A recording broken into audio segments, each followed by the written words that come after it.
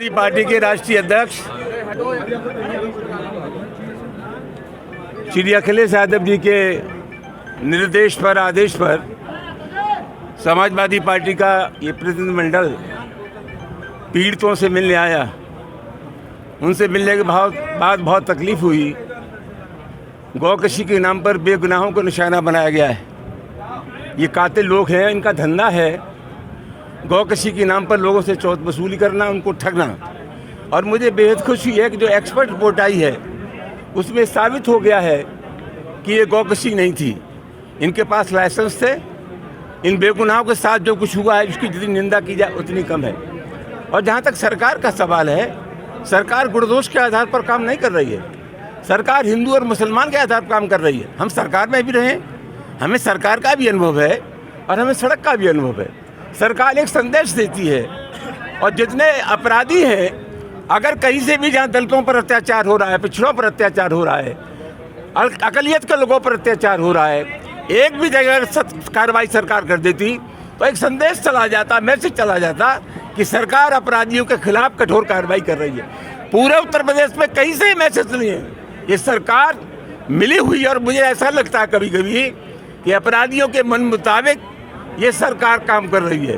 अपराधियों को ये लगता है कि उनके दिल की सरकार है, मन की सरकार है, उनके मिजाज की सरकार है, इसलिए बराबर ताबड़तोड़ घटनाएं हो रही हैं। स्थिति बहुत खतरनाक है। इन लोगों की तरफ से जो अपराध पंजीकृत हुआ है, हमारी कोशिश होगी उस पर कार्रवाई हो, और इनके खिलाफ जिन लोगों ने कुकृत किया है, इन पर हमला किया है, हम चाहेंगे इनके ऊपर राजपाल की कार्रवाई हो और सरकार ऐसी सख्त कार्रवाई करे कि पूरी जिंदगी जेल लेना पड़े। देखिए, जो डेलीगेशन घायलों से मिला है, आपको ये पता है, आपकी भी नॉलेज में है कि वो उसकी रिपोर्ट आ गई है मीट की। वो गौमांस नहीं है। हमारी जो है वो मांग है कि मॉब लिंचिंग में मुकदमा दर्ज होना चाहिए और ऐसे लोगों के खिलाफ फांसी की सज़ा देनी चाहिए सरकार को। हम लोगों की मांग है और हम लोग चाहते हैं कि ऐसे लोगों के खिलाफ जो है वो मॉब लिंचिंग का कानून जो नया बनाया था गृह मंत्री ने, उसे लागू करें और ऐसे लोगों को सख्त वो करें, वरना ये भाजपा का जुमला माना जाएगा अगर अब भी इन्होंने इस पर कार्रवाई नहीं करी तो। भाजपा मंत्री हैं, अभी 2 दिन पहले उन्होंने अपना बयान दिया था। उन्होंने कहा था कि लड़ाई दंगों की बात मत करो।